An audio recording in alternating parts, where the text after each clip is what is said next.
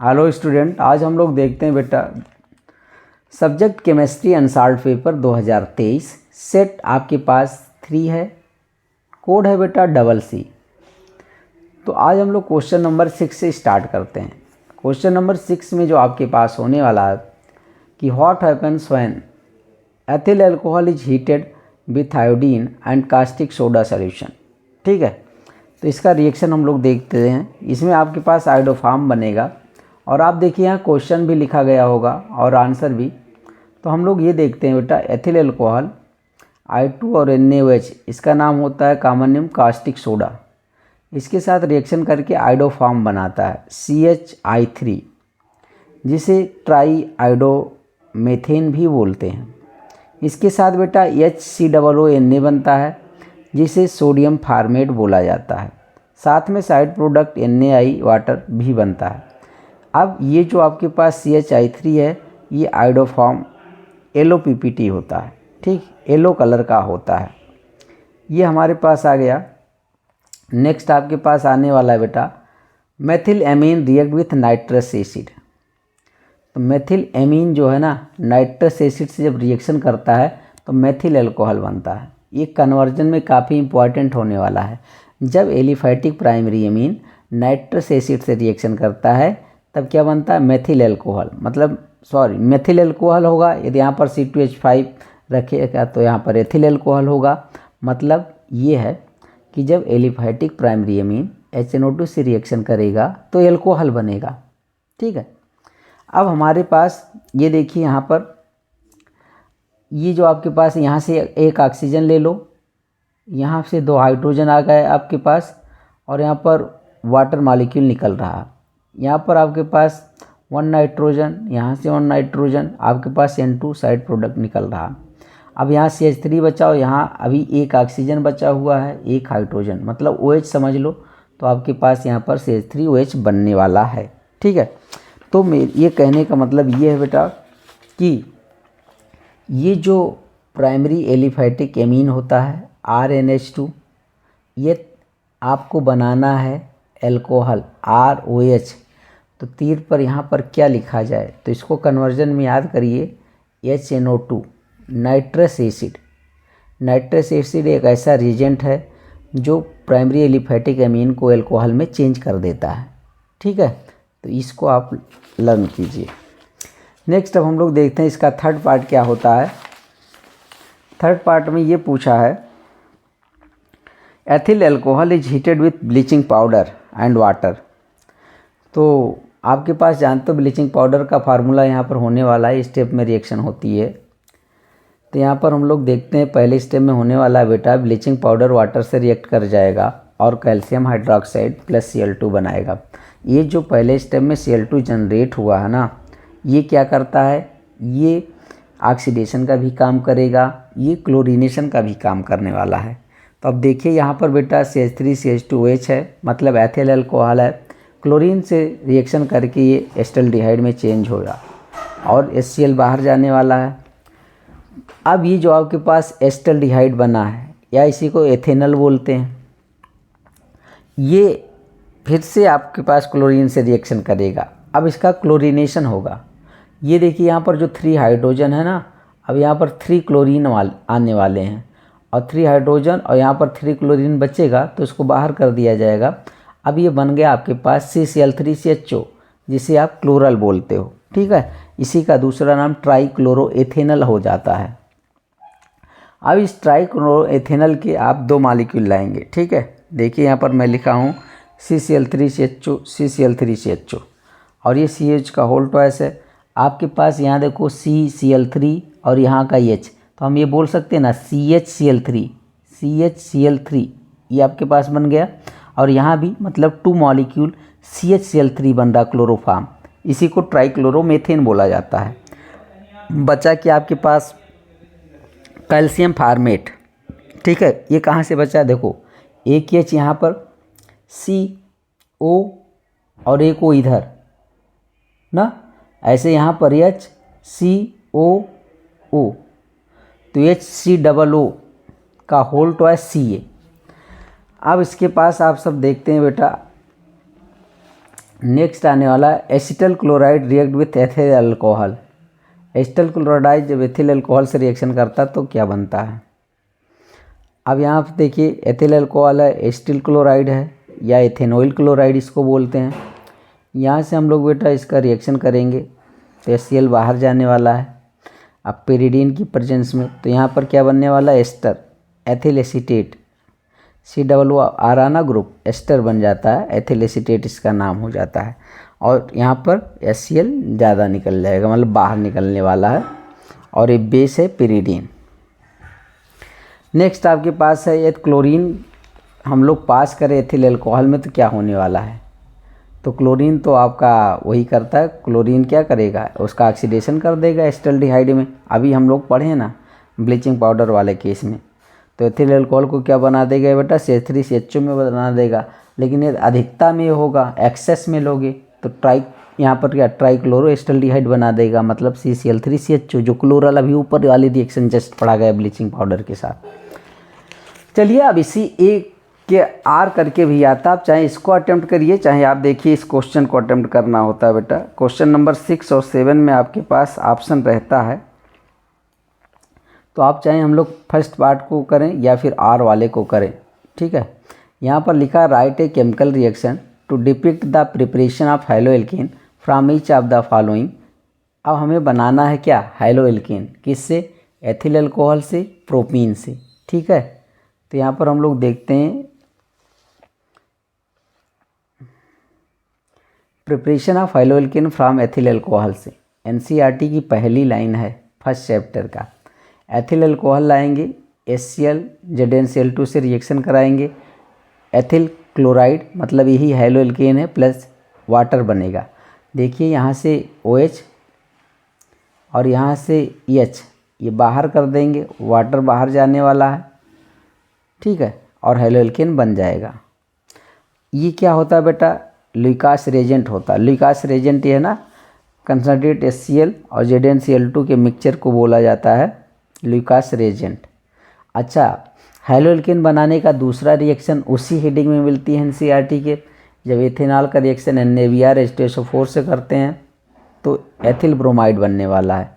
ये sodium hydrogen sulphate plus water बाहर जाने वाला है। और यहाँ पर रिएक्शन है बेटा एथिल अल्कोहल का, जब PCl3 से रिएक्शन कराते हो फिर भी आपके पास क्लोरोएथेन बनता है और H3PO3 साइड प्रोडक्ट बनता है।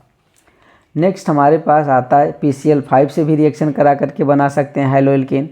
तो देखिए ना, ये सब हाइलोएल्केन ही बन रहे, PuCl3 HCl बाहर जाएगा। मेन इंपॉर्टेंट रिएक्शन आप इसको देख लीजिए, डार्जन रिएक्शन जिसे बोलते हैं। तो अल्कोहल से हाइलोएल्केन बनाने के लिए ये रिएक्शन आप इम्पॉर्टेंट रखिए, और ये लुकास रेजेंट वाली, ठीक है। तो हमारे पास यहाँ पर देखेंगे एथिल अल्कोहल, थायोनिल क्लोराइड है, SOCl2 थायोनिल क्लोराइड, यहाँ पर ये बनेगा तो बेटा ethyl chloride SO2 plus HCl बाहर साइड प्रोडक्ट के रूप में जाने वाला है। ये सबसे अच्छा मेथड इसलिए है कि यहाँ पर जो साइड प्रोडक्ट है ना, ये भी गैस है बेटा और ये भी गैस है, तो ये आसानी से आपको अलग करने में काफ़ी आसान होगा। चलिए अब हम लोग देखते हैं प्रोपीन से। अच्छा, प्रोपीन से हम लोग देखेंगे और हाइलोएल्केन बनाना है। यदि हम लोग एल्कीन में HX ऐड कर दें तो हाइलोएल्केन बन जाएगा ना। और यहाँ पर मार्कोनी-काफ एडिशन हम लोग पढ़ने वाले हैं, मार्कोनी-काफ एडिशन रिएक्शन, ठीक है। तो यहाँ पर मार्कोनी-काफ एडिशन रिएक्शन देख लिया जाए फ्रॉम प्रोपीन से HX। अब देखिए यहाँ पर प्रोपीन है ना, अब डबल बॉन्ड पर आपको HI लाना है, HX की जगह पर हमने HI ले लिया, ठीक है। अब देखो बेटा, इस कार्बन पर 2 हाइड्रोजन है, यहाँ पर 1 हाइड्रोजन है, ठीक है। अब यहाँ पर क्या करते हैं हम लोग, ये मार्कोनी-काफ रूल है कि जो HX का हाइड्रोजन है, मतलब HI का हाइड्रोजन, वो डबल बॉन्ड के उस कार्बन पर जाएगा जिस पर हाइड्रोजन अधिक होगा। तो आप देखते हैं इस कार्बन पर 2 हाइड्रोजन है, इस कार्बन पर 1, तो यहाँ से जो आएगा हाइड्रोजन वो इस कार्बन पर जाएगा, तो ये बन जाएगा CH3, और I जो है ना वो इस कार्बन पर आएगा। तो ऐसा कुछ बनने वाला है, देखिए ये आपके पास मेजर प्रोडक्ट बन जाएगा, और इसका जब इसको यहाँ कर देंगे तो माइनर प्रोडक्ट हो जाएगा। तो ये मार्कोनी-काफ प्रोडक्ट बोला जाएगा। हम लोग थोड़ा सा देख सकते हैं इसको, इस रिएक्शन को, कि जैसे मेरे पास ये आपके पास है, CH3 CH double bond CH2, आपके पास HI आने वाला है। HI का मतलब H+I-। इस बॉन्ड को हम अब ऐसा घुमाएंगे क्योंकि मुझे इस हाइड्रोजन को लेकर जाना है अधिक वाले हाइड्रोजन वाले कार्बन पर, तो यहाँ से ऐसे घुमाएंगे।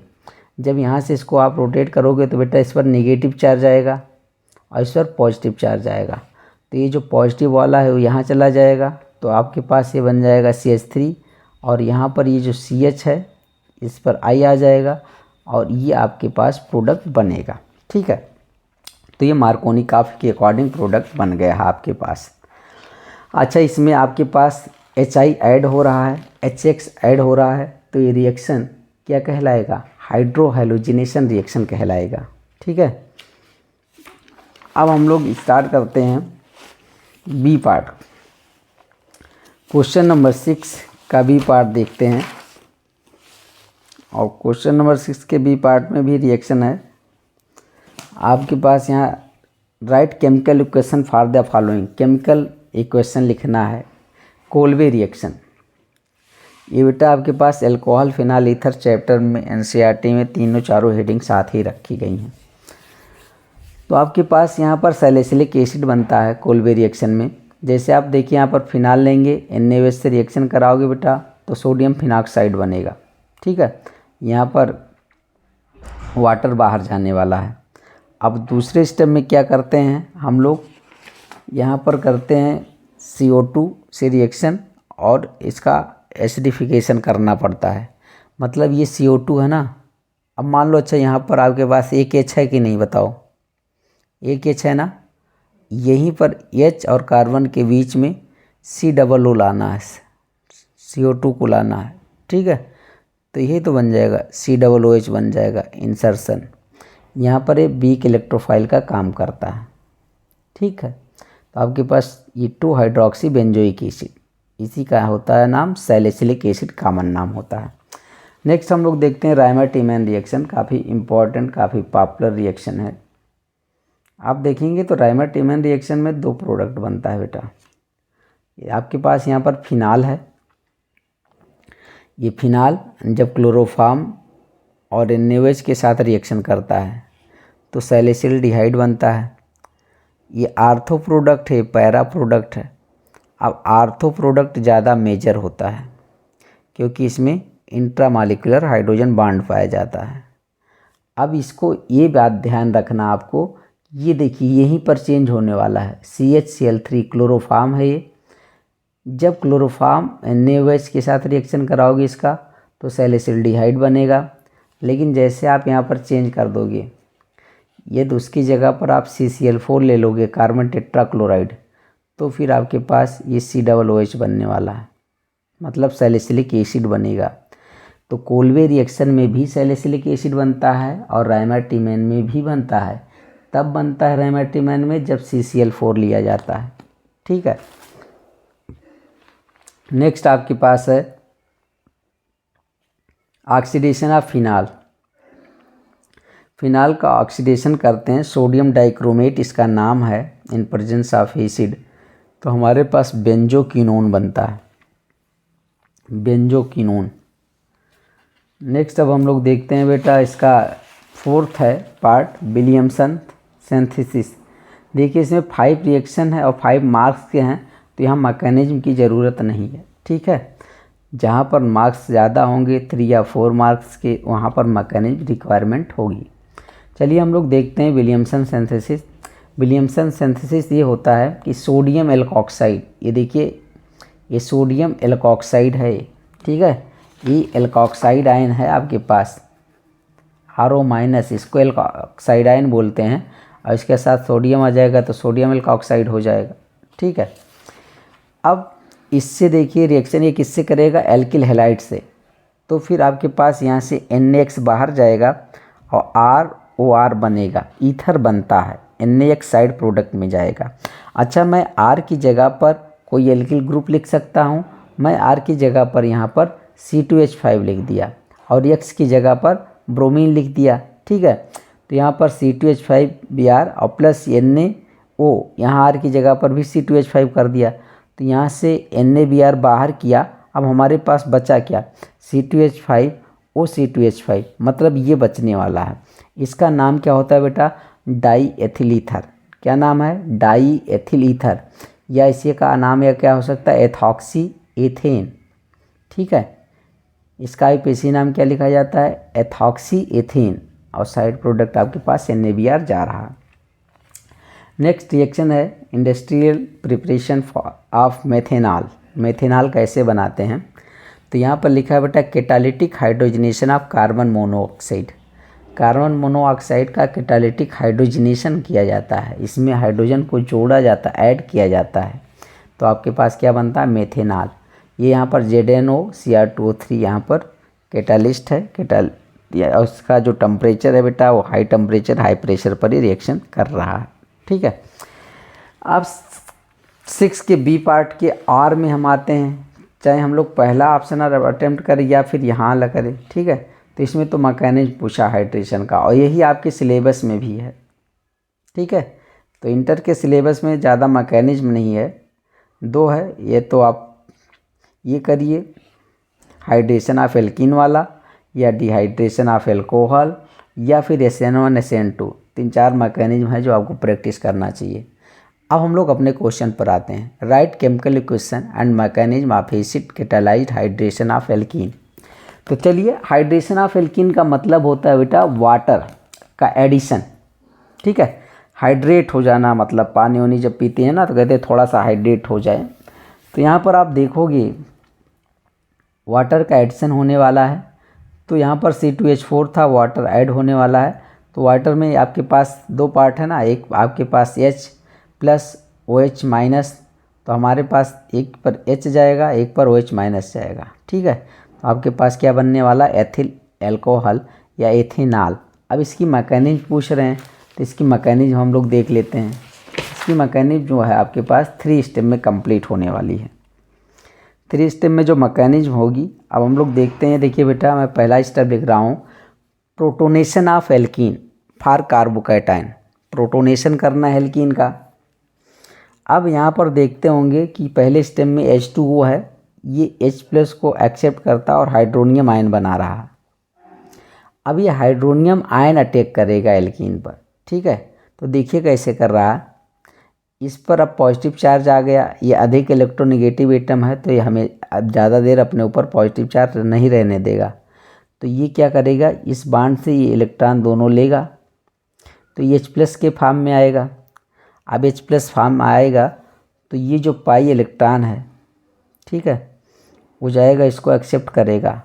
तो आपके पास यहाँ पर बनने वाला है, देखिए कुछ ऐसा होगा कि हम लोग जब देखते हैं ना, ये CH2 डबल बॉन्ड CH2, मैं ऐसे घुमाऊंगा, इसको घुमा दिया, इस पर नेगेटिव चार्ज आ गया कि नहीं बताइए? आ गया ना, और इस पर आ जाएगा पॉजिटिव चार्ज। ठीक है, आप यहाँ पर देखो वाटर, ऐसे आपके पास हाइड्रोनियम आयन है, यहाँ पॉजिटिव चार्ज है। अब मैं इसको ऐसे ब्रेक कर रहा हूँ बॉन्ड को, तो ये जो है ना, ये H+ के रूप में निकलेगा। अब H+ कहाँ पर जाएगा? जहाँ पर नेगेटिव चार्ज होगा ना, तो इससे जुड़ेगा। तो मैं यही तो कर रहा हूँ, यहाँ से H जोड़ दिया, और ये CH2 आपके पास, इस पर पॉजिटिव चार्ज बचा हुआ है, और वाटर मैंने बाहर कर दिया। तो आप देखेंगे फर्स्ट सिस्टम में क्या बन रहा है, कार्बोकैटायन। ये देखिए, प्रोटोनेशन ऑफ एल्कीन और फार्म कार्बोकैटायन, यहाँ पर यम कर लीजिए। ठीक है, फार्म कार्बोकैटायन। नेक्स्ट आपके पास कार्बोकैटायन बन गया। मैं देखो इसको रेड से ऐसे कर दिया हूँ कि AH आ गया है। ठीक है, अभी H आया है। नेक्स्ट आप देखोगे तो nucleophilic attack of water on carbocation. अब ये जो वाटर है ना, ये न्यूक्लियोफाइल की तरह आएगा और इस कार्बोकैटायन पर अटैक करेगा। तो अटैक करेगा तो फिर से बेटा आपके पास ये बनने वाला है, देख लीजिए, ये आपके पास आ जाएगा। अब यहाँ फिर से आ गया ऑक्सीजन के पास क्या, पॉजिटिव चार्ज। तो ये क्या करने वाला है, अब यहाँ से डीप्रोटोनेशन करेगा, फिर से यही करेगा। ये देखो अब यहाँ पर अगले स्टेप में क्या करने वाला है, deprotonation to form an alcohol. Deprotonation होगा और एल्कोहल बन जाएगा। देखिए मैं इसको कॉपी कर लिया हूँ, अब मैं इसको इधर से रोटेट कर रहा हूँ। इसका मतलब कि यहाँ पर ये H+ के रूप में निकलेगा, ये आएगा वाटर, इसको ले लेगा, और यहाँ केवल क्या बचेगा OH, तो देखो यही तो बचेगा, तो मैंने इसको OH लिख दिया, इसको H, मतलब वाटर का एडिशन हो गया, बना क्या CH3 CH2OH, या इसी को C2H5OH लिखेंगे और हाइड्रोनियम आयन बाहर जाएगा, जैसे आया था वैसे बाहर चला गया। तो ये मैकेनिज्म था, ये आपके पास 3 मार्क्स का था।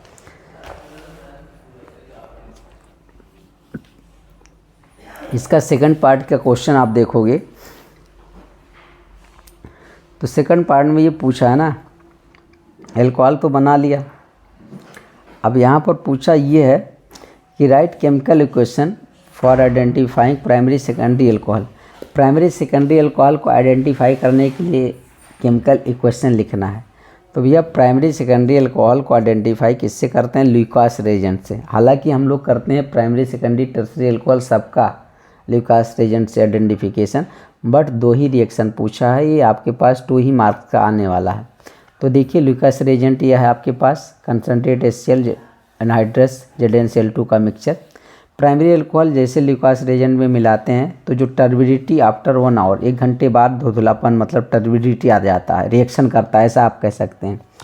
तो यहाँ पर मैंने रिएक्शन लिखना है, इसने कहा क्या कहा, इक्वेशन कहा, तो मुझे इक्वेशन लिखना पड़ेगा। मैं यहाँ पर एथिल एल्कोहल ले रहा हूँ, ये प्राइमरी एल्कोहल है। देखिए ये कार्बन कैसा है, प्राइमरी, क्योंकि ये सीधे एक कार्बन से जुड़ा हुआ है, तो प्राइमरी कार्बन से OH लगा होगा तो प्राइमरी एल्कोहल, ठीक है। अब ये ल्यूकास रिएजेंट से रिएक्शन करता है तो आपके पास ये बना रहा ना, ये रिएक्शन काफ़ी देर बाद होती है, बहुत स्लो होती है। नेक्स्ट अब हम लोग सेकेंडरी एल्कोहल की बात करते हैं।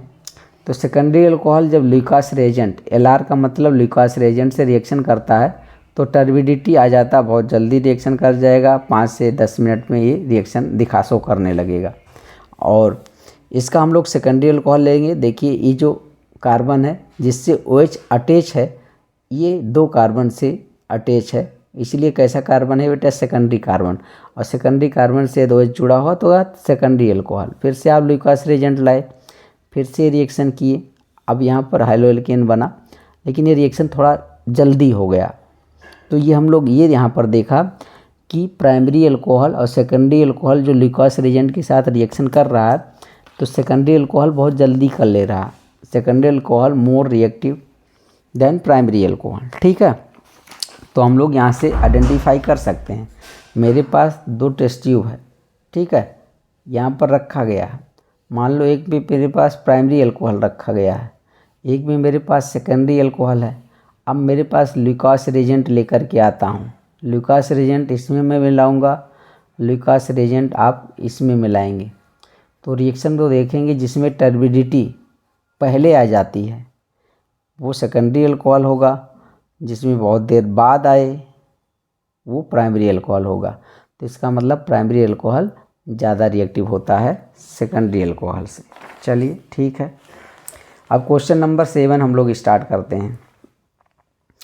क्वेश्चन नंबर 7 पर आते हैं और यहाँ देखेंगे तो ये क्या पूछ रहे हैं बेटा, in spite of being an electron withdrawing group why does chlorine act as ortho para directing group in aromatic electrophilic substitution reaction. ये कह रहे हैं कि ना कि जो आपके पास क्लोरीन है वो इलेक्ट्रॉन विथड्राइंग ग्रुप है, लेकिन फिर भी आर्थो पैरा डायरेक्टिंग क्यों शो करता है। तो इसका रीज़न ये है कि जो हैलोजन एटम है ना वो रिजोनेटिंग स्ट्रक्चर शो करता है, जिसके द्वारा क्या होता है, इलेक्ट्रॉन डेंसिटी आर्थो और पैरा पर इंक्रीज कर जाती है। तो हम लोग इसका रिजोनेटिक स्ट्रक्चर बना करके अच्छे से समझ सकते हैं। तो चलिए देखते हैं। आप यहाँ पर देखोगे तो क्लोरोबेंजीन मैं लिया हूँ, ठीक है। ये आपके पास क्लोरीन के आउटर सेल में, वैलेंस सेल में 7 इलेक्ट्रॉन होते हैं, 6 आपको दिखाई दे रहे हैं। यहाँ आपके पास एक बॉन्ड में पार्टिसिपेट कर गया है, तो मैं इस लोन पेयर इलेक्ट्रॉन को इधर लाऊंगा तो यहाँ पर एक बॉन्ड बनेगा, 2 इलेक्ट्रॉन मिलकर के एक बॉन्ड बनाते हैं। उसी टाइम ये बॉन्ड इधर शिफ्ट करेगा तो यहाँ पर नेगेटिव चार्ज आएगा। अब ये नेगेटिव चार्ज का मतलब 2 इलेक्ट्रॉन समझो इधर आने वाला है, तो अब इसके बीच बॉन्ड बनाएगा। उसी टाइम में इसको इधर रोटेट करूँगा तो यहाँ नेगेटिव चार्ज आएगा। अच्छा, ऐसा इसलिए क्योंकि यदि नहीं करोगे तो यहाँ बैलेंसी 5 हो जाएगी, यहाँ हाइड्रोजन भी है तो मुझे ऐसा करना पड़ रहा। नेगेटिव चार्ज फिर से आ गया, फिर नेगेटिव चार्ज को आप रोटेट करेंगे, आप फिर से अब यहाँ पर नेगेटिव चार्ज आ रहा है।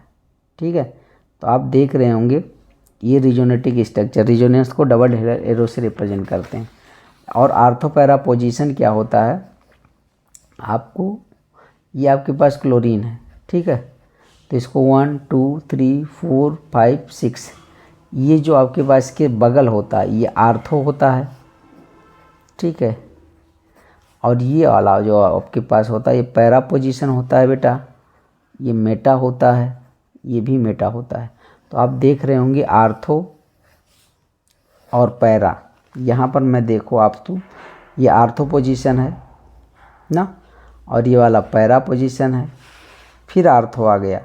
तो आर्थो पैरा पर नेगेटिव चार्ज है और आने वाला इलेक्ट्रोफाइल जो है वो आर्थो पैरा पर जाना चाहेगा क्योंकि इसके पास इलेक्ट्रॉनों की कमी होती है। ठीक है, तो चलो यहाँ पर देखते हैं उसके बाद कहानी क्या लिखा है। Due to resonance electron density increase on ortho and para position. ठीक है, देख लिया। Hence incoming electrophile come on ortho and para position. ठीक है, इसकी भी बात कर लिया गया।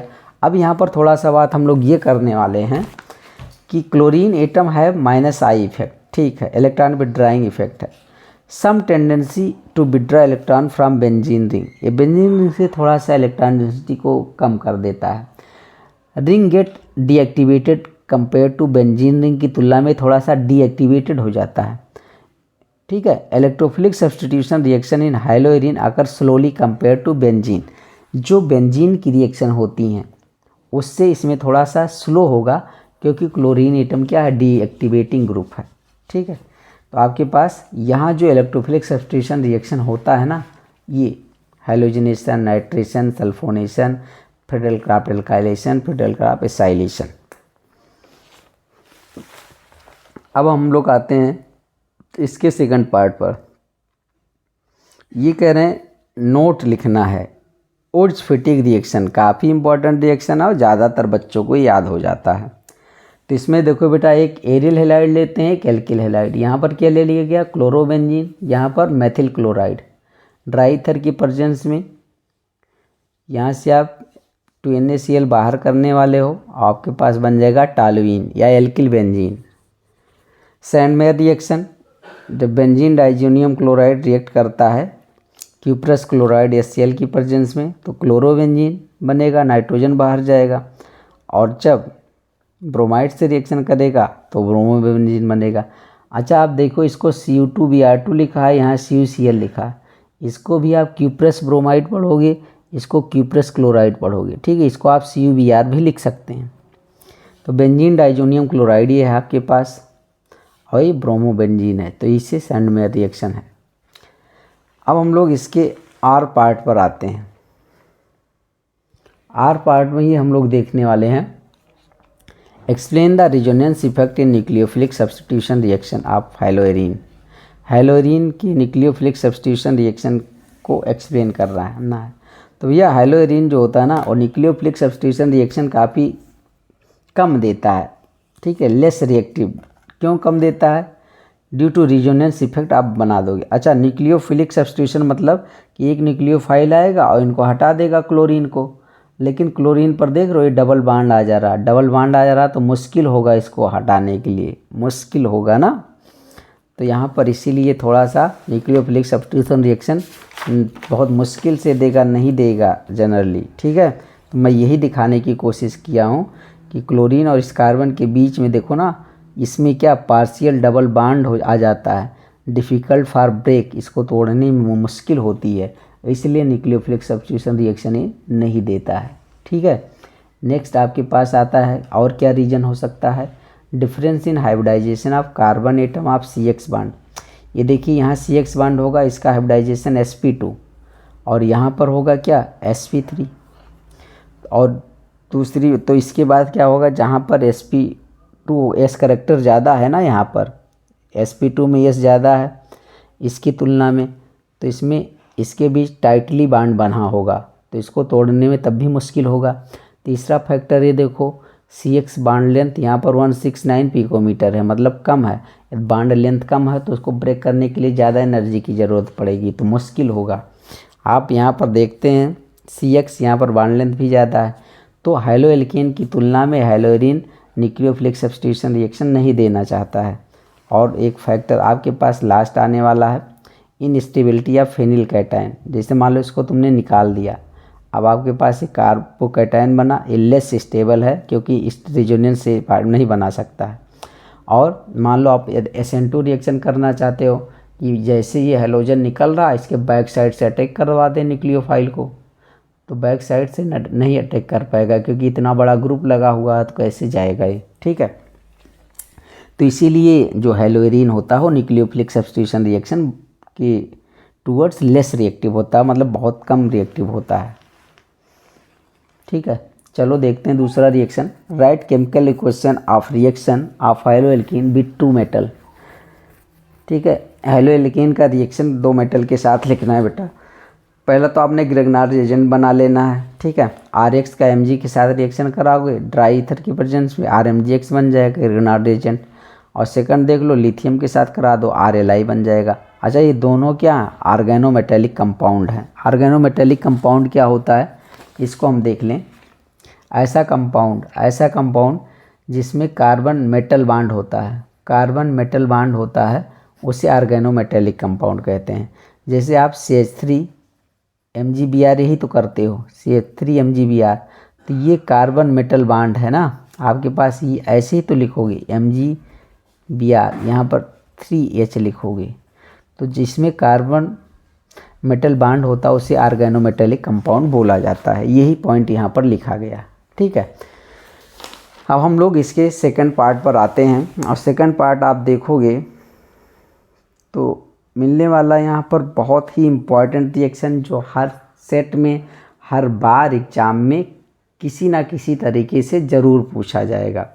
तो अब देखिए यहाँ पर राइट शार्ट नोट्स लिखना है, और ये 4 नंबर का आने वाला है। Aldol and cross aldol condensation in aldehyde and ketone. Aldehyde और कीटोन में आपको क्या लिखना है, एल्डोल और क्रॉस एल्डोल, ठीक है। तो एल्डोल रिएक्शन तब होता है जब दोनों एल्डिहाइड या कीटोन सेम ले, तब एल्डोल कहलाएगा। देखो एल्डोल कंडेंसेशन, ठीक है, लेकिन मैं यहाँ पर एल्डोल बोले हैं ना, तो एल्डोल तक ही रोकेंगे रिएक्शन, और कंडेंसेशन का मतलब वाटर हटाएंगे। तो देखते हैं कंप्लीट रिएक्शन। ये एल्डोल का मतलब है एल्डिहाइड, और ये इसका मतलब है अल्कोहल, ठीक है। इसमें ऐसा एल्डिहाइड लेंगे जिसमें अल्फा हाइड्रोजन प्रेजेंट होगा। तो देखिए यहाँ पर एसिटाल्डिहाइड लिया गया है, ये CH3CHO है। मैं ऐसे लिखने का तरीका ऐसे कर दिया हूँ, CH3CHO को ऐसा लिखूँगा, और इसी के 2 मॉलिक्यूल लेने हैं। दूसरा ये CH3CHO है, अब मैं CH3 को ऐसा लिख दिया हूँ, CH2 एक H ऊपर कर दिया, ठीक है। अब देखिए इस बॉन्ड को जब इधर घुमाएंगे तो यहाँ पर नेगेटिव चार्ज आएगा, और यहाँ पर पॉजिटिव आ जाएगा। और इस बॉन्ड को जब इधर घुमाएंगे तो यहाँ नेगेटिव चार्ज आएगा, यहाँ पॉजिटिव आ जाएगा, तो ये पॉजिटिव वाला हाइड्रोजन इसके पास जाएगा, ठीक है। तो ये क्या हो जाएगा, OH हो जाएगा। और ये जो आपने नेगेटिव किया ये पॉजिटिव, इसको जोड़ देंगे, बॉन्ड बन जाएगा इसके बीच में। तो यही तो किया गया, डाइल्यूट NaOH के साथ रिएक्शन करके। देखो मैंने इसको H दे दिया, OH हो गया, और इसके बीच बॉन्ड बना दिया, ठीक है। ये आपके पास क्या है, 1 2 3 हाइड्रोक्सी ब्यूटेनल बन गया। ये एल्डोल है, एक एल्डिहाइड है, दूसरा एल्कोहल है। इतना तक एल्डोल बोला जाएगा। अब एल्डोल कंडेंसेशन क्या बोला जाएगा, जब आप इसको हीट करेंगे तो यहाँ से वाटर मॉलिक्यूल निकाल दिया जाए। जैसे यहाँ से OH और यहाँ से एक H निकलेगा, तो अब यहाँ इसके बीच डबल बॉन्ड ही आ जाएगा ना। ये देखिए ये CH डबल बॉन्ड CH, एक H यहाँ से गया, OH यहाँ से गया, तो इसको एल्डोल कंडेंसेशन प्रोडक्ट बोला जाएगा। और इसका नाम क्या हो जाएगा बेटा, 1 2 3 4 4 कार्बन है ना, तो ब्यूट 2, कार्बन नंबर 2 है, 2 इनल, ये एल्डोल कंडेंसेशन प्रोडक्ट है। चलिए अब कीटोन के साथ देख लिया जाए। कीटोन के साथ आप जब देखोगे तो देखिए मैंने ये कीटोन लिया, ये भी अल्फ़ा कार्बन है, ये भी अल्फ़ा कार्बन है, ठीक है। देखो मैं कीटोन कैसे प्रोपेनोन को लिखा हूँ, यहाँ पर CH3CO ऐसे किया गया बेटा, और दूसरे का मैं ऐसे लिखा हूँ CH3 को। फिर से वही ऊपर वाली कहानी, यहाँ जाओ घुमाओगे नेगेटिव चार्ज, यहाँ पर नेगेटिव यहाँ पर पॉजिटिव, इसके बीच बांड बनेगा, H इसके पास आ जाएगा। तो ये देखिए यहाँ पर किया गया, ऑक्सीजन के पास H आ गया और इसके बीच बांड बना दिया गया। ठीक, अब इसको कीटोल बोलते हैं। यहाँ पर कीटोन है ग्रुप और यहाँ पर अल्कोहल है। नाम क्या हो जाएगा, 1 2 3 4 5। ठीक है, 4 हाइड्रोक्सी मेथिल, ये देखिए 4 हाइड्रोक्सी है, 4 मेथिल ना, 4 हाइड्रोक्सी 4 मेथिल पेंटेन 2 ओन। ठीक, अब इसको जब हीट करेंगे तो अब यहाँ से वाटर निकलेगा, यहाँ से OH और यहाँ से H, तो वही किया गया ना, OH हटा देंगे तो ये बचेगा। तो आपके पास ये जो प्रोडक्ट बनेगा एल्डोल कंडेंसेशन प्रोडक्ट बनेगा। नाम क्या होगा, 1 2 3 4 5। तो देखिए 4 मेथिल पेंट 3 इन 2 ओन, ये था एल्डिहाइड के साथ एल्डोल और क्रॉस एल्डोल, सॉरी एल्डोल। अब हम लोग क्रॉस एल्डोल देखेंगे एल्डिहाइड और कीटोन के साथ। तो क्रॉस एल्डोल में क्या होता है, जब 2 डिफरेंट एल्डिहाइड लें या 2 डिफरेंट कीटोन लें या एक एल्डिहाइड एक कीटोन लें, जैसा कि यहाँ पर बोला गया है, तो हम पहले लेते हैं 2 डिफरेंट एल्डिहाइड, एक एथेनल लेंगे दूसरा प्रोपेनल, और मुझे अल्फ़ा हाइड्रोजन की रिक्वायरमेंट है। तो ये आपके पास CHO, ये अल्फ़ा हाइड्रोजन है। ठीक है, ये कार्बन कैसा अल्फ़ा, तो अल्फ़ा हाइड्रोजन मुझे चाहिए, इसलिए मैंने ऐसे लिखा। अब देखिए फिर से वही काम किया गया, यहाँ पर घुमाएंगे नेगेटिव चार्ज, यहाँ ऐसे ही घुमाएंगे, इस पर नेगेटिव चार्ज आएगा तो H+ यहाँ पर जाने वाला है, इसके साथ बांड बन जाएगा। तो आपके पास यहाँ बांड बनने वाला है, देखिए क्रॉस एल्डोल कहलाएगा। अब यहाँ से वाटर निकलेगा तो आपके पास ऐसा प्रोडक्ट बन जाएगा जिसका नाम क्या हो जाएगा, 3 मेथिल ब्यूटेनॉल। ठीक है, तो बस लिखना आपको आना चाहिए, बाकी आपका बांड घुमाने का वही तरीका यहाँ भी है। कीटोन के साथ हम लेंगे 2 डिफरेंट कीटोन, ठीक है, प्रोपेनोन ब्यूटेनोन। यहाँ पर देखते हैं तो आपके पास फिर से उसी को मैंने वैसे लिखा है। अब यहाँ पर इसको ब्यूटेनोन ले लिया। अभी आपके पास बेटा अल्फ़ा कार्बन है, देखो अल्फ़ा, ये भी अल्फ़ा है लेकिन हमने यहाँ पर अल्फ़ा इसको लिया है। अब फिर से मैं यहाँ पर घुमाऊँगा तो नेगेटिव चार्ज, ये H+ यहाँ पर आ जाएगा, OH बन जाएगा। ठीक है, और इसके बीच यहाँ पर ये बांड बनने वाला है। ठीक है, तो आपके पास कुछ ऐसा बन जाएगा, देखो।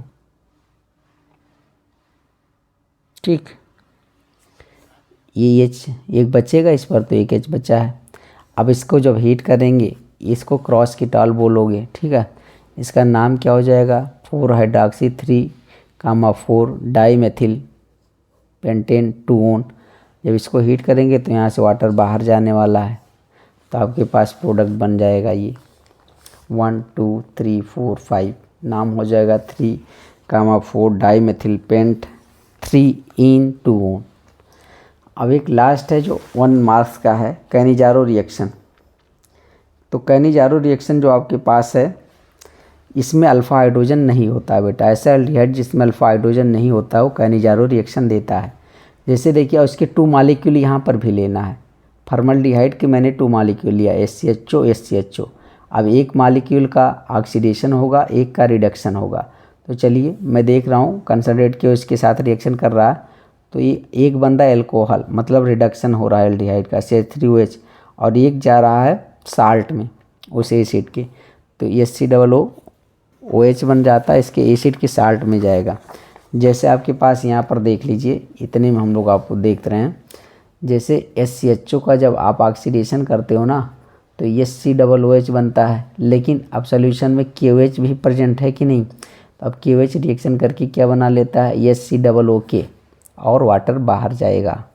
तो यही तो बन रहा है HCOOK, ये देखिए HCOOK। ठीक है, चलिए अब हम लोग बेंजल्डिहाइड का एग्जाम्पल लेते हैं। तो 2 मॉलिक्यूल यहाँ पर भी लेंगे बेंजल्डिहाइड के, एक एल्कोहल बनेगा, दूसरा एसिड का साल्ट बनेगा।